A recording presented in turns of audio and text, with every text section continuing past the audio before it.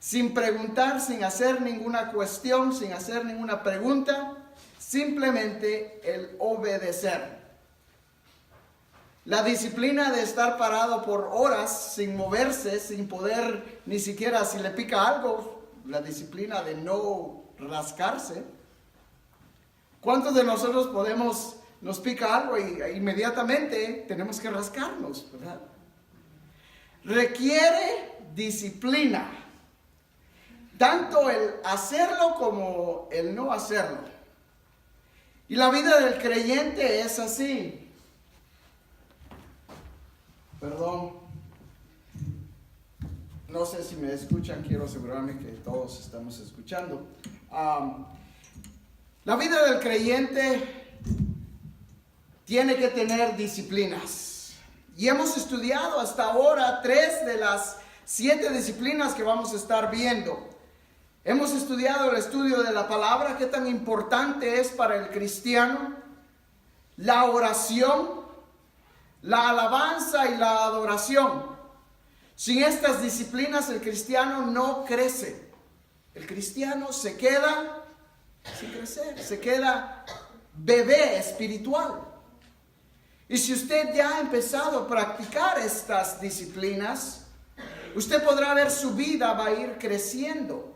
Dice la palabra de Dios que la vida del cristiano debe ser como la luz de la aurora, que va en aumento hasta que el día es perfecto. Mientras estemos aquí en esta tierra, nuestra vida jamás será perfecta. Pero va a llegar un día que sí vamos a llegar a la perfección que Dios desde el principio quiso para el ser humano. Y en este día vamos a estar viendo 3 disciplinas más: el bautismo, la comunión y el servicio en la obra. Con la ayuda de Dios, si no se me pasa el tiempo y me emociono y nos quedamos por ahí a medio camino. Pero vamos a empezar a ver el bautismo. Quiero que vaya conmigo al libro de Romanos capítulo 6.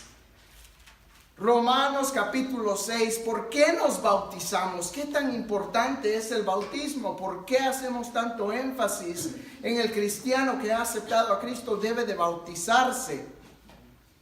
Romanos capítulo 6. Dice Pablo: ¿qué pues diremos? ¿Perseveraremos en el pecado para que la gracia abunde? En ninguna manera. Porque los que hemos muerto al pecado, ¿cómo viviremos aún en él? ¿O no sabéis que todos los que hemos sido bautizados en Cristo Jesús, hemos sido bautizados en su muerte?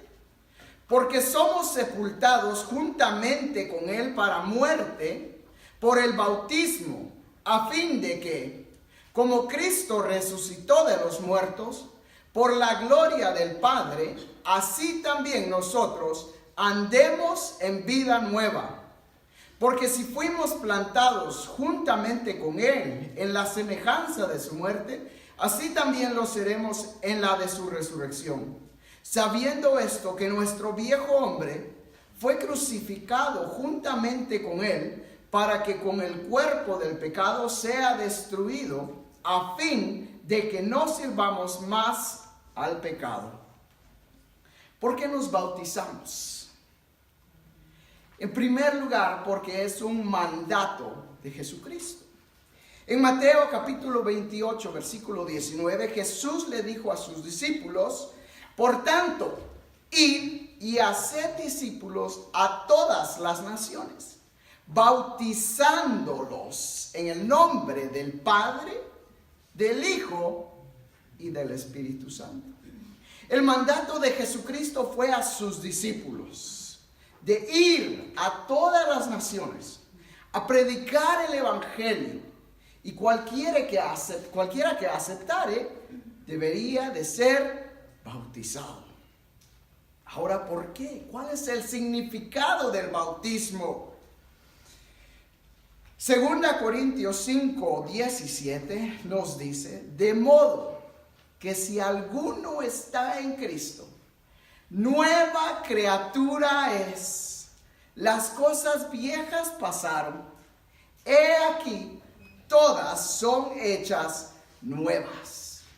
El bautismo es una demostración externa de cambios internos. Es una demostración pública el momento que usted es sumergido al agua, que usted ha muerto ya al mundo, ha muerto al pecado y va a resucitar con Cristo. Es un acto simbólico de una decisión que el creyente ha tomado. De una decisión de estar firme, de decir, yo ya he muerto al pecado, soy una nueva criatura. Pablo nos dice en Gálatas 2:20, con Cristo estoy juntamente crucificado y ya no vivo yo, mas vive Cristo en mí.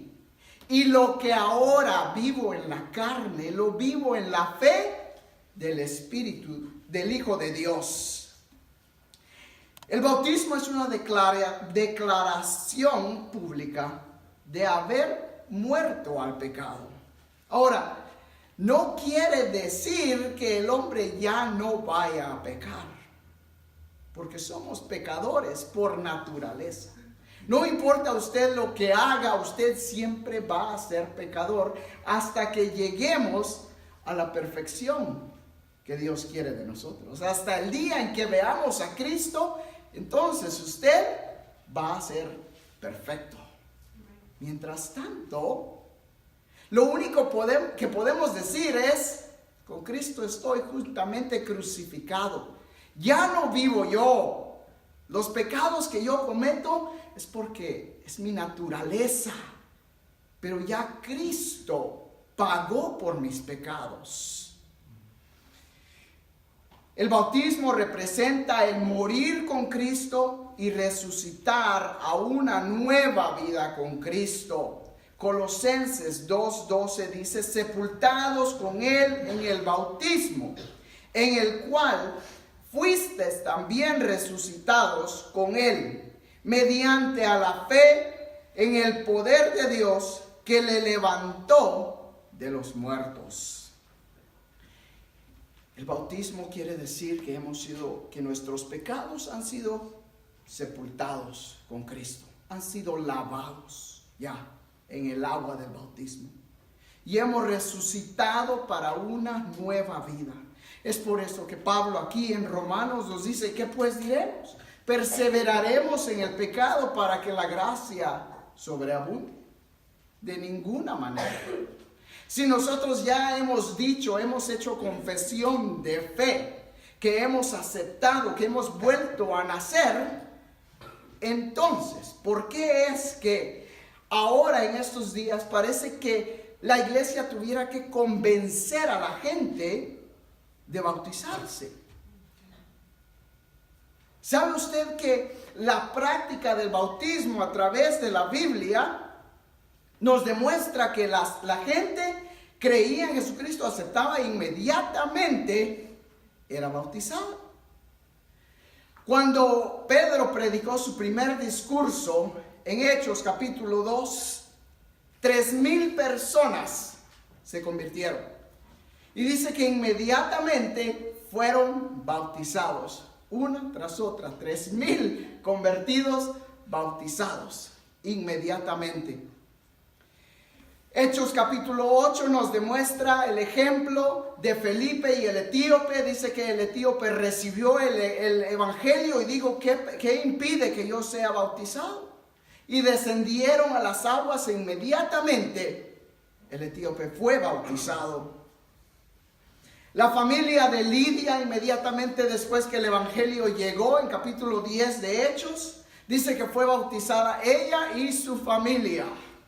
En el capítulo 16 de Hechos, cuando el carcelero, ¿se acuerda cuando Pablo y Silas cantaban en la cárcel y vino un terremoto y Dios libró a Pablo? Y el jefe de la cárcel se iba a quitar la vida y en vez aceptó a Cristo. Inmediatamente fue bautizado él y su familia. Solo una ocasión encontramos que el bautismo se detiene. por 3 días. Pablo en el capítulo 9 de Hechos, quiero que vaya conmigo. Hechos capítulo 9.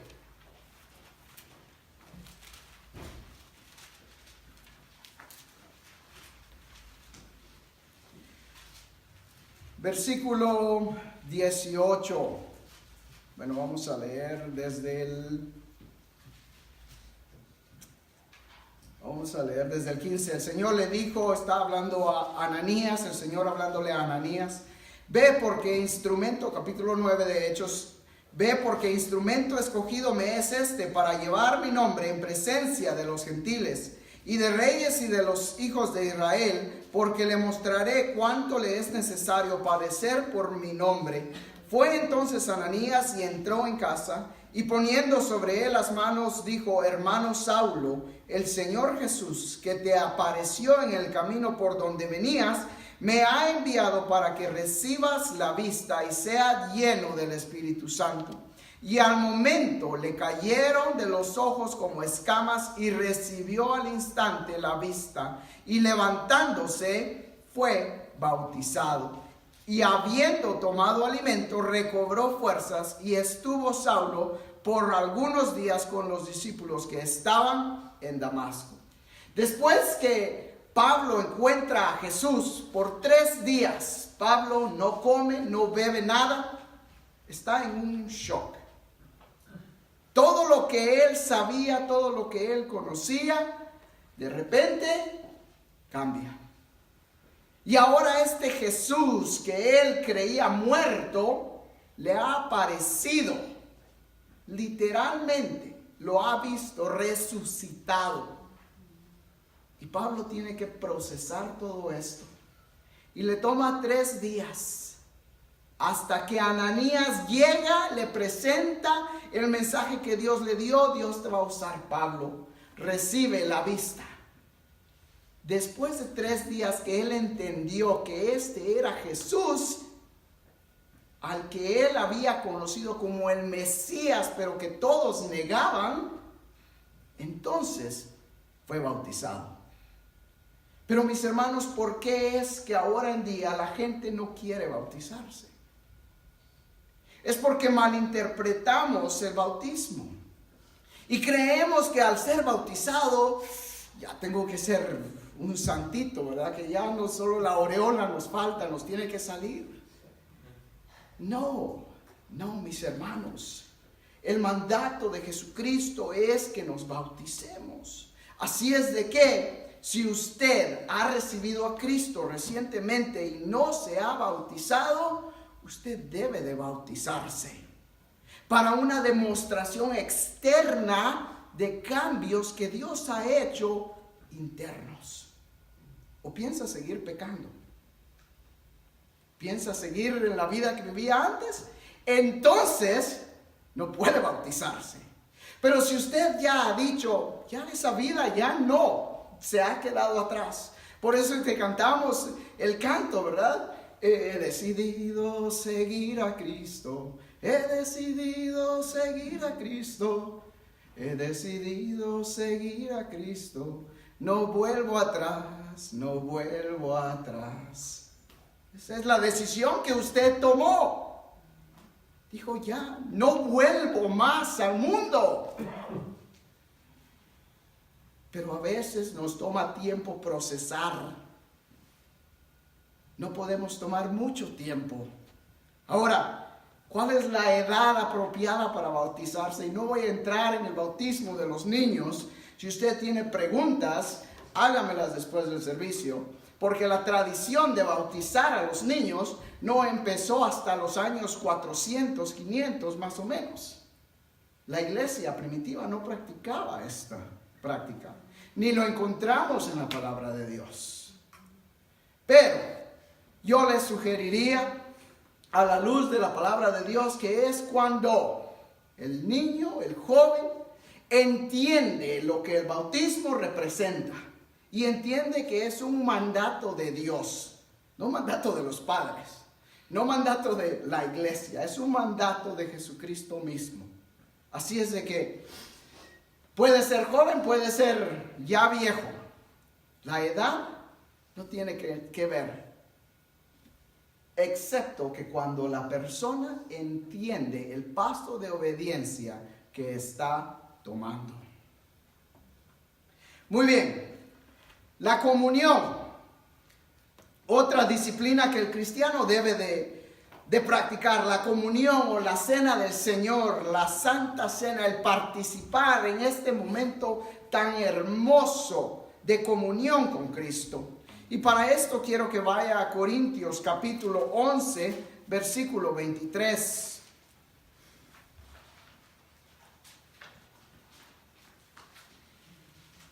Dice la palabra de Dios, porque yo recibí del Señor lo que también os he enseñado. Que el Señor Jesús, la noche que fue entregado, tomó pan. Y habiendo dado gracias, lo partió y dijo, tomad, comed. Esto es mi cuerpo que por vosotros es partido. Haced esto en memoria de mí. Y asimismo tomó también la copa después de haber cenado, diciendo, esta copa es el nuevo pacto en mi sangre. Haced esto todas las veces que la bebiereis en memoria de mí. Así pues, todas las veces que comieres este pan y bebieres esta copa, la muerte del Señor anunciáis hasta que Él venga. En primer lugar, la comunión, la cena del Señor. Es uno de los sacramentos de la iglesia. ¿Qué quiere decir eso? Es uno de los actos que la iglesia considera sagrados. Es un acto hermoso, es un momento de comunión íntima entre usted y Dios. Pero también es un momento de comunión como cuerpo de Cristo. Y no es un momento de tristeza, de recordar, ay, Cristo murió por nosotros. Es un momento de gozo, porque la sangre de Jesucristo nos limpia de todo pecado. Y Él entregó su cuerpo, entregó su sangre para que usted y yo fuéramos salvos y para que usted y yo pudiéramos gozar de esa comunión con Cristo. Porque sin el derramamiento de sangres no hay perdón de pecados, nos dice Hebreos. Era necesario que Cristo derramara su sangre como cordero perfecto para que usted y yo pudiéramos gozar de esa comunión. Ahora, no creemos en la transustanciación. ¿Qué quiere decir eso? Es una doctrina que enseña que el pan y el jugo es literalmente el cuerpo y la sangre de Cristo. La iglesia cristiana no cree eso. La iglesia evangélica no practicamos la sustanciación. Creemos que el pan representa el cuerpo de Cristo y el jugo su sangre. Jesucristo mismo nos dijo, esto es lo que representa cada vez que usted goza de la comunión con Cristo, anuncia la muerte de Cristo. No es literalmente como algunas doctrinas enseñan. Ahora, el significado de participar. ¿Qué quiere decir que anunciamos la muerte del Señor Jesucristo? Es un recordatorio público del sacrificio del Señor, su muerte y lo que significa para mí. Eso es lo que quiere decir. Versículo 26, así pues, todas las veces que comiereis este pan y bebiereis esta copa, la muerte del Señor anunciáis hasta que Él venga. Cada vez que usted toma ese pan y esa copa, usted está diciendo, está recordando, está haciendo públicamente que Cristo murió por usted. Y que usted lo reconoce. Y que usted va a permanecer fiel hasta el día que Él venga. Eso es lo que quiere decir. Pero si seguimos leyendo el versículo 27, mire lo que dice. De manera que cualquiera que come este pan o bebiere esta copa del Señor, indignamente será culpable del cuerpo y de la sangre del Señor. ¿Qué quiere decir? comer el pan indignamente. ¿Sabe que el privilegio de participar es reconocer públicamente la gracia de Dios en el que Él nos permite pasar a la mesa? El no participar es una demostración pública de rechazar la gracia de Dios.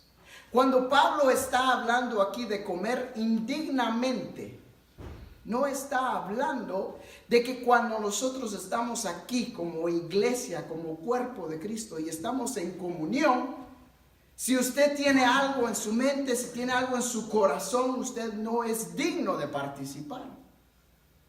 Porque de lo contrario, ninguno fuéramos dignos. Ninguno somos dignos. Pablo nos dice en Romanos 3:23, por cuanto todos pecaron y están destituidos de la gloria de Dios. Todos hemos pecado. No hay ninguno que no peque.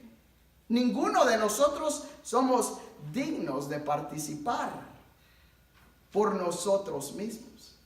Pero la sangre de Cristo nos ha hecho dignos. Y tristemente, mis hermanos, muchos cristianos no participan de la comunión, de la cena del Señor, porque se consideran indignos, porque se consideran, todavía hay pecado en mí. Martín Lutero pasaba su vida entera dándose latigazos y orando, rezando por horas. Y dice, cada vez que llegaba el momento de participar de la cena, no la tomaba porque se consideraba tan indigno. No importa qué tanto usted haga por tratar de hacerse digno, simplemente no lo somos. Es la gracia de Dios la que nos permite sentarnos a la mesa y disfrutar de los elementos. Entonces, ¿qué quiere decir Pablo con de manera que cualquiera que comiera este pan o bebiera de la copa del Señor indignamente será culpable del cuerpo y de la sangre de Cristo? Tenemos que seguir leyendo. Por tanto, pruébese cada uno a sí mismo y coma así del pan y beba de la copa. Porque el que come y bebe indignamente, sin discernir, sin entender, sin comprender, sin saber lo que está haciendo, el cuerpo del Señor Jesucristo, juicio come y bebe para sí. Lo que Pablo está diciendo aquí es que el que come la cena, la comunión, sin entender lo que Cristo ha hecho por su vida, sin comprenderlo, juicio come para sí. Ahora, había un problema en la iglesia de Corinto, y para eso tendríamos que estudiar el contexto del capítulo 10. La iglesia de Corinto había tomado unas prácticas donde ellos comían, habían hecho parte de la comunión, el comer la comida que había sido ofrecida para los ídolos. Al punto que Pablo les dice, no podemos comer, no pueden comer de la mesa de los ídolos, de la mesa de Satanás y la mesa de Cristo. La iglesia había llegado al punto donde ya no les importaba. Los sacrificados, los ídolos consideraban como parte de la comunión. Y llegaban y se sentaban y comían y se emborrachaban. Entonces Pablo dice, el que come indignamente sin discernir, sin entender lo que está haciendo, juicio come y bebe para sí. Para mí, el momento de la comunión es un momento sagrado. Mis hermanos, que debemos de entender lo que estamos haciendo. El sacrificio de Jesucristo no es nada que debemos tomar leve. Pero si usted ya es un cristiano, ha aceptado el sacrificio de Cristo para su vida, usted puede gozar de los elementos sin que nada se lo impida. sin que nada se lo impida. El comer indignamente es el no discernir lo que la cena representa, la muerte, el sacrificio de Jesucristo para mi vida. Y muchos cristianos no gozan de participar de la cena por una malinterpretación teológica. Ahora, ¿quién puede participar?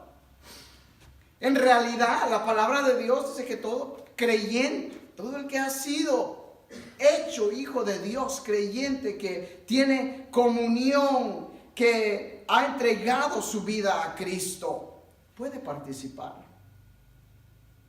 Ahora, si decimos que estamos en comunión con Dios, quiere decir que le obedecemos. Y usted siempre me va a escuchar que yo les digo y les recomiendo y les sugiero que si usted ha sido creyente y ha sido bautizado, puede gozar de los elementos. Porque en mi opinión, si estamos en comunión con Dios, debemos de ser obedientes. Y si Dios nos dice que debemos de bautizarnos, entonces yo debo de bautizarme. Y una vez bautizado, estoy siendo obediente y tengo todo el privilegio de gozar de los elementos. Mientras que yo digo, no, ¿por qué tengo que bautizarme? ¿Por qué quiere que me bautice? Entonces estoy siendo desobediente. ¿Cómo puedo yo decir que estoy en comunión con Dios si estoy siendo desobediente? La iglesia bautista practica esto. Y aunque la iglesia Calvary Chapel es no denominacional, hay cosas que yo creo que como cristianos, como creyentes, nosotros debemos de entender lo que estamos haciendo en primer lugar. Así es de que, ¿quién puede participar? Todo creyente que haya hecho cambios en su vida, que haya nacido de nuevo. Y si usted ha nacido de nuevo, usted tiene el privilegio de participar de la cena. Y si hay algo en su corazón, al momento de compartir, al momento de tomar la cena, no se detenga. Simplemente pídale perdón a Dios. Y si hay algo entre usted y su hermano, pídale perdón a su hermano y goce de la cena del Señor. Porque Juan nos dice, 1 Juan capítulo 1, versículo 9 nos dice, si confesamos nuestros pecados, Él es fiel y justo para perdonarnos y limpiarnos de toda maldad. Y 1 Juan 2:1 nos dice, si alguno hubiese pecado, abogado tenemos para con el Padre a Jesucristo, el justo. Por eso es que cada vez les permitimos la oportunidad para que usted se ponga a cuentas con Dios. Si hay algo en su corazón, llévelo delante de Dios, pídale perdón. Y el Señor perdona, y entonces no hay nada en su corazón que le pueda detener. Y usted puede gozar de la cena cada vez. La comunión es una disciplina que el creyente debe de practicar. No debemos de dejar de practicarlo. Muy bien. Punto número 3, el servicio en la obra. ¿Qué tan importante es el servicio en la obra de Dios? ¿Por qué servimos? ¿Por qué hacemos tanto énfasis en servir la obra de Dios? ¿Usted cree que Dios necesita su trabajo? ¿Cree que Dios necesita que alguien venga y trabaje? En realidad, Dios puede usar a cualquier persona, mientras esa persona está dispuesta a servirle. No importa quién sea. Pero la razón por la que servimos es porque Dios quiere que le sirvamos. Vaya conmigo a Deuteronomio capítulo 10, Deuteronomio.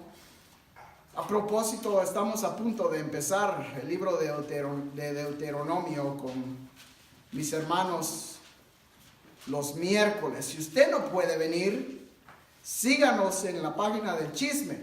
¿Sabe cuál es, verdad? Mentado Facebook. Síganos en Facebook. Ahí estamos también nosotros, no de chismosos, estamos predicando la palabra de Dios. Pero usted puede llevar el estudio a través de las redes sociales. Deuteronomio capítulo 10, versículo 12. Mire lo que le dice Moisés al pueblo de Israel. Ahora pues, Israel, ¿qué pide Jehová tu Dios de ti? Sino que temas a Jehová tu Dios, que andes en todos sus caminos, y que le ames y sirvas a Jehová tu Dios con todo tu corazón y con toda tu alma.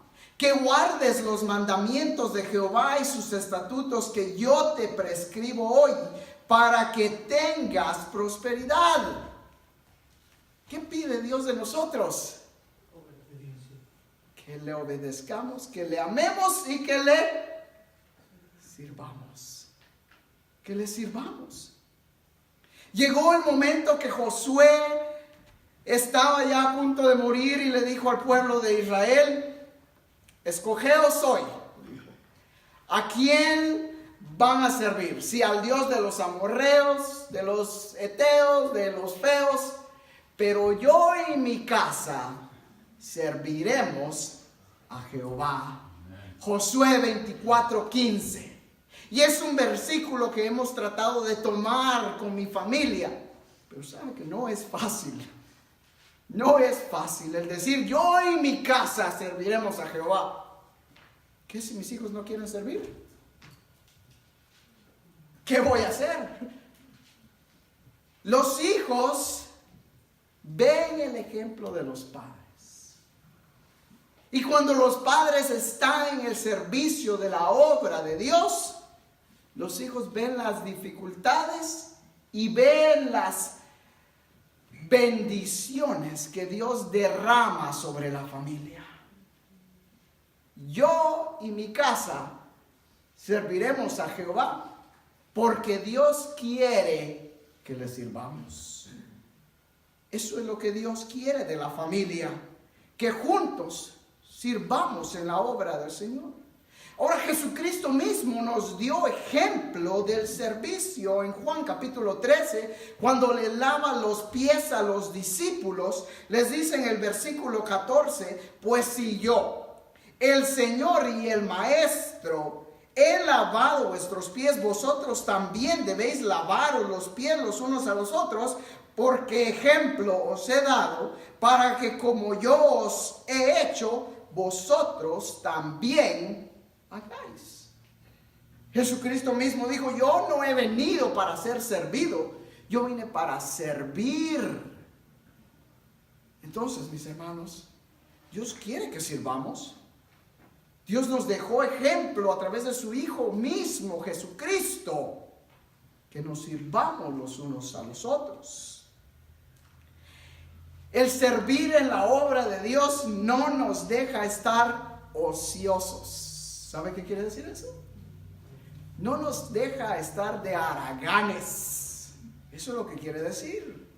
No nos deja de estar de haraganes. Romanos 12:11 dice: en lo que requiere diligencia, no perezosos, fervientes en espíritu, sirviendo al Señor.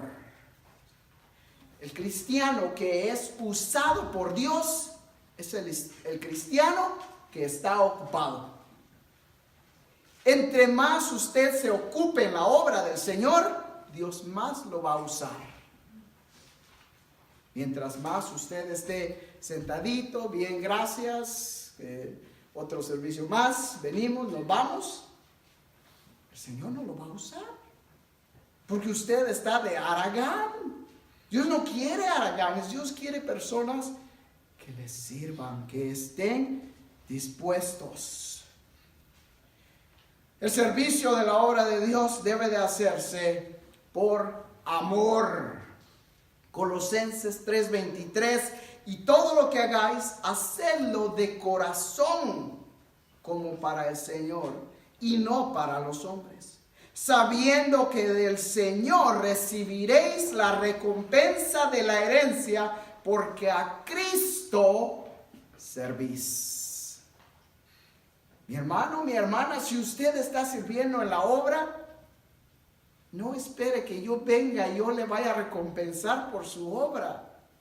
Perdónme, al contrario, yo quizás le voy a fallar, hasta lo voy a ofender, lo voy a desanimar. No es lo que yo quiero, pero la recompensa viene de Dios. Usted no me sirve a mí, no sirve a la iglesia de Calvary Chapel, no sirve a la ciudad de Yucca Valley. Usted sirve a Dios. Y Él es el que le va a recompensar un día. ¿Y cuál es la recompensa del cristiano? En primer lugar, Dios promete que nuestro trabajo no es en vano. 1 Corintios 15, 58. Así que, hermanos míos amados, estar firmes y constantes, creciendo en la obra del Señor siempre, sabiendo que vuestro trabajo en el Señor no es en vano. Usted podrá ser el único. Siempre apago yo las luces, siempre cierro yo las puertas. Yo soy el único que apaga la cafetera. Yo soy la única que pone la cafetera. Nadie más se ha comido a recoger la basura. Hágalo con amor, como para el Señor y no para los hombres, porque es el Señor el que le va a recompensar. Va a llegar el día, Mateo 25, 23, cuando el Señor lo vea. Ya sabe mi versículo favorito y el versículo que le temo más. Bien, buen siervo y fiel. Sobre poco has sido fiel, sobre mucho te pondré. Entra en el gozo de tu Señor. En ese día en que usted y yo entreguemos cuenta de nuestro servicio, ahí es donde el Señor nos va a honrar. Bien, buen siervo y fiel. Aguantaste todo el dolor, aguantaste todos los sufrimientos, todas las dificultades del servicio en mi obra. Pero en lo poco me fuiste fiel, sobre mucho te pondré. Entra, pásale a gozar en la presencia de Dios. Eso es lo que nos espera, mis hermanos. Que el Señor nos ayude a disciplinarnos. Si usted no es bautizado, ya empiezan los días calorcitos. Si bautizamos a alguien en diciembre 25, creo que podemos bautizar por esta temporada, ¿verdad? Así es de que si usted no ha sido bautizado, debe de bautizarse. Debe de bautizarse para gozar de la comunión y del servicio en la obra del Señor, sin que haya nada que se lo impida. Amén. Incline su rostro, vamos a orar. Señor, gracias te damos por tu palabra que es viva y es eficaz, que cambia nuestras vidas. Señor, ayúdanos a vivir una vida de disciplina espiritual, una vida que te agrade a ti, mi Dios. Una vida enfocada en ti, una vida, Señor, que aunque vengan las dificultades, esté puesta en ti. Mi Dios, llévanos a casa con tu paz, con tu bendición en este día. Y permítenos regresar aquí la siguiente semana, dispuestos para escuchar tu palabra y para seguir, Señor, trabajando en esta obra que tú nos has puesto. En tu nombre oramos. Amén.